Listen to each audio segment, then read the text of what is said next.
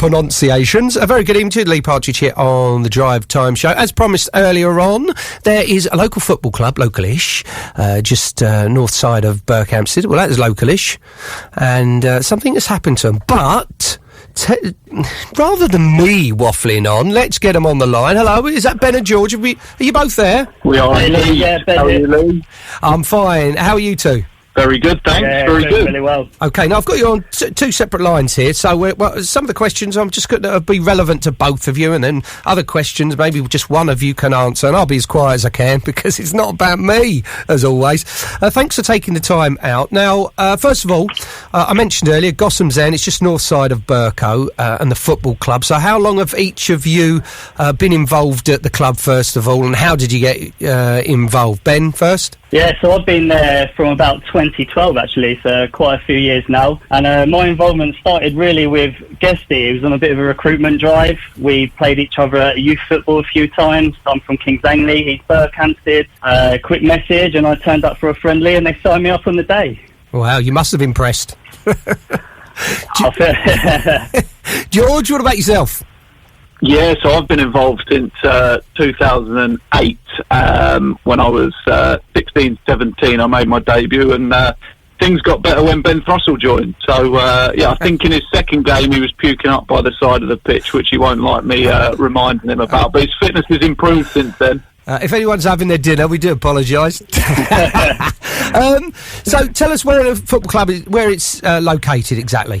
Yeah, absolutely. So we're in the Berkhamsted Sunday League and have been since 1981 when the club was founded, and we play our home games at Butts Meadow. So since about 1989, I believe, we've leased the changing rooms off the Coram Borough Council.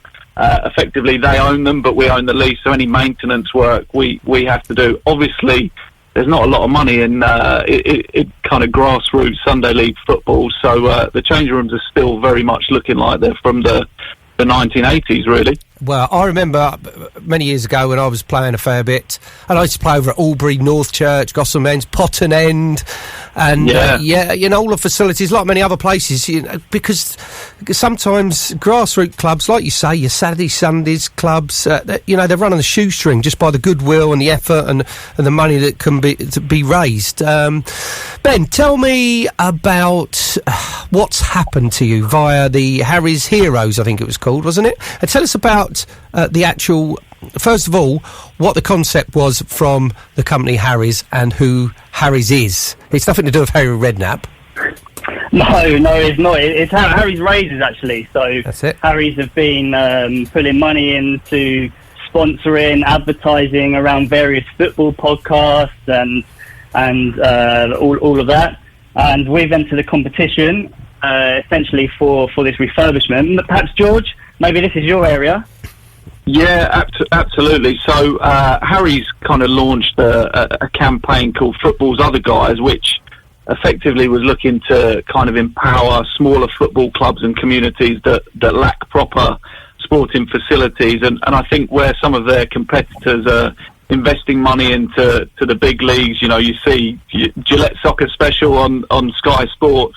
They were looking basically to focus on where sport really matters, so football for the masses, which is local communities. And two of the players alerted me and the rest of the team to a competition that they were launching, which was basically the opportunity to win a full changing room renovation and kit sponsorship and new equipment and whatnot. So a few of us entered, didn't really think much of it, and then so that was February, and then coronavirus struck and the competition got put on hold, and then it wasn't until end of June that I heard back from Harry's to say that we'd been shortlisted, and then I sort of got an inkling that we might be in the running when they asked to come and see the facility, and they brought a builder down there to see what he could do, but they announced the results last Friday at 5 p.m. across this kind of social media channels. And what did you have to do to enter this? What was it? What was the format?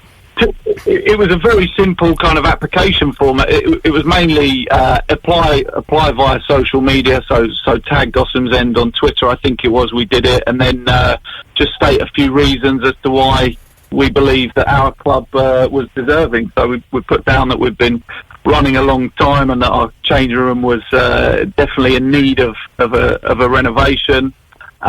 We've been very successful on the pitch in the past, maybe not since Ben and I joined, but 2005 we won the National Cup at Anfield.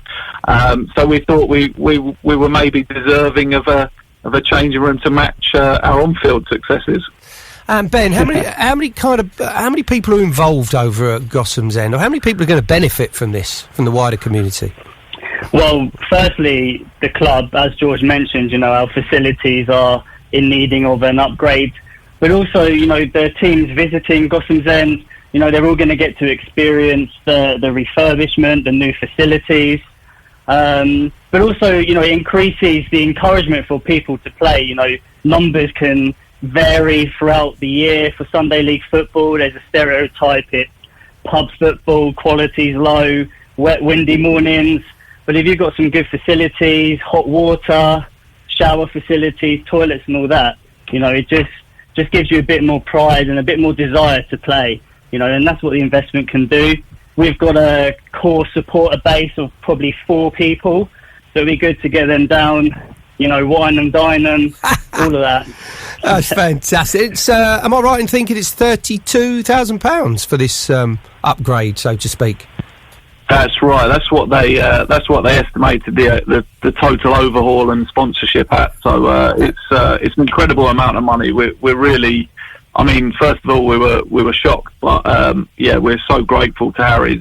It's such a fantastic thing. It's fantastic. It's great that a company like that, are putting their money where their mouth is, so to speak, and grassroots. So it's going to help the communities that live in and around that area. Look, thanks for joining me, lads. Keep us updated throughout the work.